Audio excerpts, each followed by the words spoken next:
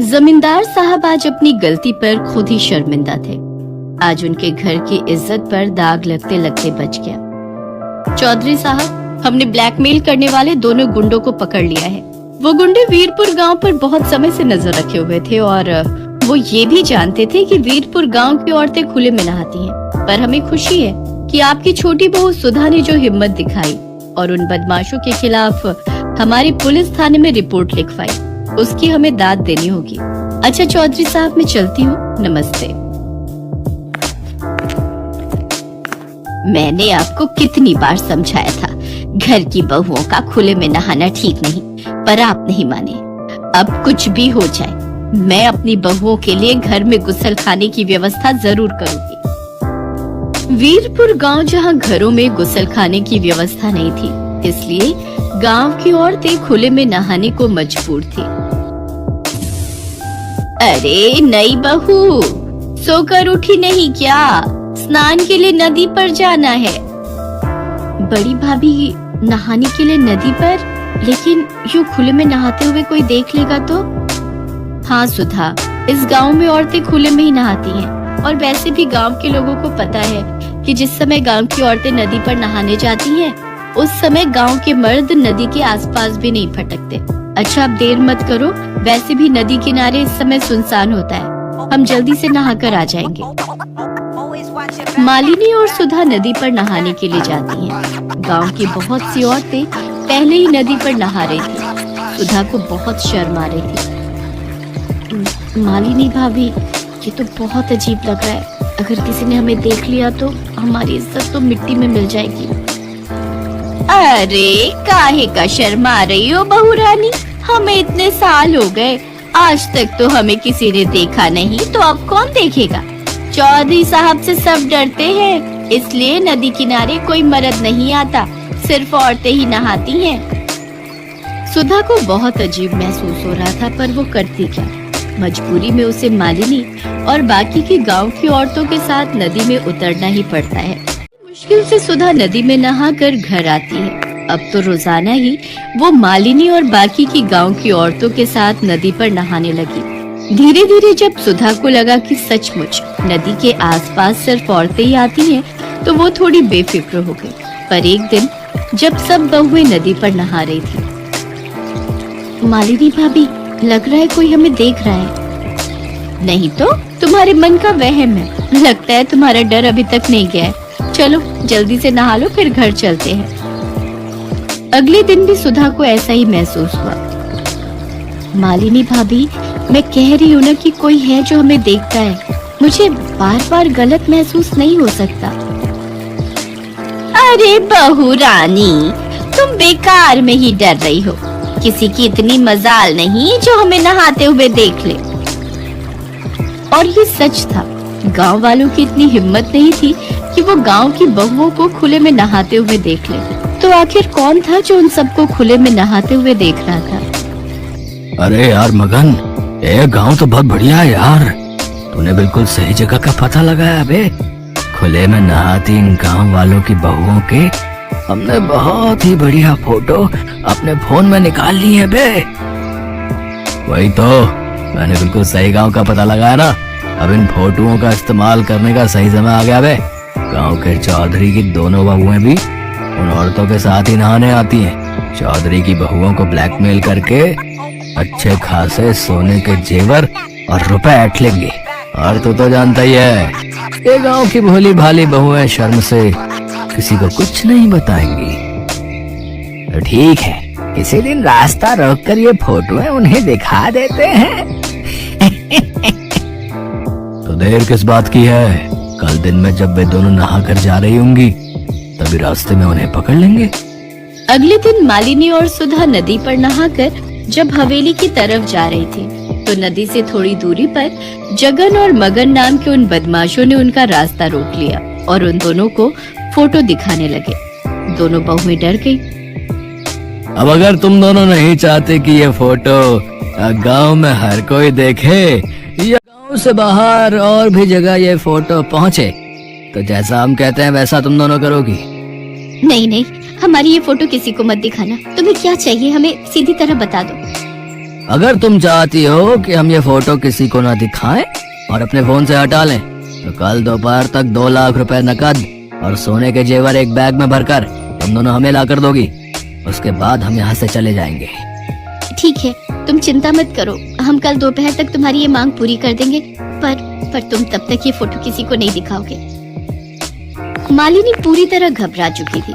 वो दोनों घर लौट आती हैं। मालिनी भाभी, हम ये गलत कर रहे हैं। अन्याय के सामने झुकना कायरता है। हम अन्याय को छूट दे रहे हैं। उन मुजरिमों को सजा मिलनी चाहिए। उनकी मांगे पूरी करके तो हम उन्हें और बढ़ावा दे रहे हैं। आज वो हमारे साथ ऐसा कर रहे हैं, कल किसी और के साथ करेंगे। ये सरासर गलत है भाभी। तो हम कर भी क्या सकते हैं सुधा? हमारी फोटो बदमाशों के पास है। हम ये बात किसी से नहीं कह सकते। बदमाश हमारी फोटो हर जगह दिखा देंगे। पर सुधा बहुत हिम्मत वाली थी। वो मालिनी को बिना बताए पुलिस स्टेशन पहुंचती है और वहाँ पर लेडी ऑफिसर को सारी बात बताती है। सुधा, तुम चिंता मत करो, मैंने ऐसे गुंडों को बहुत सीधा किया है। मैं जैसा कहती हूँ वैसा ही करना। सुधा पुलिस की मदद ले चुकी थी। अगले दिन वो मालिनी के साथ बदमाशों की बताई जगह पर पहुंचती है। गुंडे जैसे ही मालिनी और सुधा के पास आते हैं, तभी पुलिस भी वहां पहुंच जाती है। पुलिस को देखकर गुंडे घबरा जाते हैं। पकड़ लो इन गुंडों को। सीधी साधी गांव की औरतों को ब्लैकमेल करके उनके पैसे और जेवर की मांग करते हो। मैडम जी, ये वही गुंडे हैं जिनके आसपास के गांव की पुलिस तलाश कर रही है। इन्होंने पहले भी कुछ गांव की औरतों को ऐसे ही ब्लैकमेल किया था। पुलिस के द्वारा गुंडों को पकड़ने की बात चौधरी के कानों तक पहुंचती है। उन्हें भी अपनी गलती का एहसास हो जाता है। चौधराइन, तुम सच कह रही हो, गलती मेरी ही है। मैं ही पुराने ख्यालों में जी रहा था। मैंने कभी इस ओर ध्यान ही नहीं दिया कि हमारी बहू बेटियों को किस चीज की सबसे ज्यादा जरूरत है। मैं वादा करता हूँ, इस गांव में हर घर में गुसल खाना होगा, ताकि फिर कभी किसी बहू बेटी के साथ ऐसा ना हो। सुधा, आज तुम्हारी हिम्मत की वजह से हम कितनी बड़ी मुसीबत से बच गए।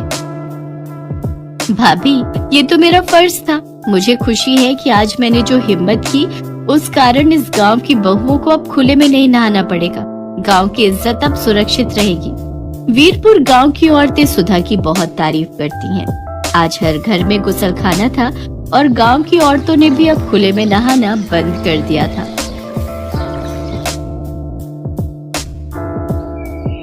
सुबह के 6 बजे होते हैं कि तभी नीतू अपने पति को उठाने की कोशिश करती है। अरे क्या होगा, आज संडे है, आज तो देर तक सोने दो। अरे चलो, उठ भी जाओ ना। अभी सभी घर वाले सो रहे हैं। उनके उठने से पहले हम जल्दी से कराते हैं। अरे क्या कराते हैं? तुम्हें जो करना है अकेले कराओ, लेकिन मुझे अभी सोने दो।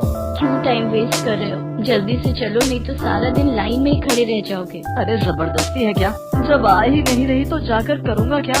अब तुम निकलो यहाँ से और मुझे सोने दो। ओहो, अगर इनके चक्कर में रही तो मैं भी पेट पकड़कर ही बैठी रह जाऊंगी। इसके बाद नीतू पेट पकड़ते हुए जल्दी से अपने कमरे से भागकर बाथरूम की ओर जाती है तो देखती है कि उसकी दोनों जेठानियाँ और छोटी देवरानी पहले से ही बाथरूम के बाहर खड़ी होती है। अरे यार, लेट हो गई, लगता है और जल्दी उठना चाहिए था। नीतू को देखकर उसकी देवरानी कहती है, आओ दीदी, जल्दी से आकर लाइन में लग जाओ। पर अगर तुम सब बाहर हो तो फिर टॉयलेट में है कौन? और कौन होगा मम्मी जी के सिवा? निकी जोर जोर से दरवाजा पीटते हुए कहती है, अरे मम्मी जी, आप कहीं सो तो नहीं गई? जल्दी से बाहर आ जाओ, यहाँ लाइन लगी पड़ी है। निधि ये कह रही होती है कि तभी शीला, उनकी सास, टॉयलेट से बाहर आती है।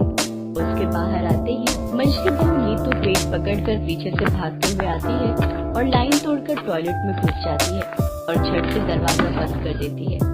ये सब देखकर बाकी सब हैरान रह जाती है। तभी सबसे बड़ी बहू राखी जोर जोर से दरवाजा पीटते हुए कहती है, अरे ओ नीतू की बच्ची, जल्दी से बाहर निकल। मेरा नंबर था, तू कहाँ से बीच में घुस गई? निकल निकल ना। अरे क्यों दरवाजा पीट रही है? उसको तोड़ने की क्या? और अब वो अंदर गई है तो पेट की गंदगी निकाल कर ही बाहर निकलेगी। और जब मैं अंदर थी तब भी तुम में से कोई दरवाजा पीट रहा था। तुम सब जानती हो ना, बुजुर्ग लोगों को कब्ज की शिकायत रहती है। अगर आपको कब्ज की शिकायत रहती है तो सुबह जल्दी उठकर फ्रेश हो जाया कीजिए। आपकी कब्ज के चक्कर में तो हम लोगों के पेट के बुलबुले उठने लग पड़ते हैं। ये सब बातें छोड़ो मम्मी जी, अब ये बताओ कि कब तक हम ऐसे ही एक टॉयलेट में जाते रहेंगे? उम्र भर ऐसे ही जाना होगा? क्या मतलब? मतलब ये कि शुक्र मनाओ तुम लोगों को एक टॉयलेट तो नसीब हुआ। हम तो अपने गांव में खुले में शौचालय जाते थे और खुले में जो जाने का मजा है, ओए होए होए होए होए। इतना कहते ही शीला चुप हो जाती है। पर मम्मी जी, आपकी इतनी सारी बहुएं हैं, आपको 2 टॉयलेट तो बनवाने ही चाहिए ना। आई बड़ी 2 टॉयलेट वाली, ये घर है, कोई तेरे बाप का होटल नहीं जो 2 टॉयलेट चाहिए तुम्हें। मम्मी जी, पर जैसे यहाँ लाइन लगी है ना, ये किसी के घर का टॉयलेट नहीं बल्कि किसी चौल का सुलभ शौचालय मालूम होता है। हाँ, बस इसका ये एक सुख है कि हमें धोने के लिए बाल्टी और मग्गा लेकर नहीं आना पड़ता। दीदी बोली रही थी कि तभी वहाँ खड़ी राखी जोर से बदबूदार गैस छोड़ती है। उसकी बदबू से वहाँ खड़े सभी अपनी नाक पर हाथ रख लेते हैं। उसके ऐसा करते ही शीला कहती है, हाय मोरी मैया, ना जाने क्या ठूसा था इस कमबख्त रात में जो इतनी गंदी बदबू निकाली है। मम्मी जी, जिस घर में 4 बहुओं का एक टॉयलेट होगा, वहाँ से ये सब झेलना ही पड़ेगा। फिर राखी दोबारा से दरवाजा पीट कर देती है, जल्दी से बाहर निकल मेरी माँ, अब तो बर्दाश्त से बाहर है सब कुछ। ये कहकर राखी फिर से दरवाजा पीटने लगती है। शीला देवी की जॉइंट फैमिली थी, जिसमें उसकी 4 बहुएं थी और 4 बेटे थे, और उन सबके लिए केवल एक ही टॉयलेट था। सारे घर एक ही टॉयलेट यूज करता था।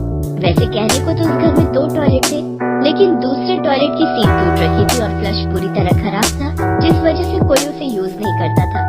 बेचारी सारी बहुओं का आधा दिन तो टॉयलेट में अपनी बारी आने के इंतजार में ही गुजर जाता, और ऊपर से अगर गलती से कोई मेहमान घर पर आ जाए तब तो समझो हो गई छुट्टी। ऐसे ही एक दिन दरवाजे की घंटी बजती है, तभी नीतू दरवाजा खोलती है। मैडम, रश्मि जी का पार्सल आया है। रुको, मैं अभी उसे बुलाती हूँ। रश्मि, अरे ओ रश्मि, जल्दी आ, देख तेरा पार्सल आया है। आई दीदी। ये लीजिए। पार्सल देकर कुरियर बॉय वहाँ से जाने लगता है। तभी वो रुककर उन दोनों से कहता है, अगर आप बुरा ना मानो तो क्या मैं आपका टॉयलेट यूज कर सकता हूँ? लेकिन क्यों? क्यों मतलब, ये तो नेचर कॉल है, कभी भी आ सकती है, और इस वक्त मेरे लिए जाना बहुत अर्जेंट है।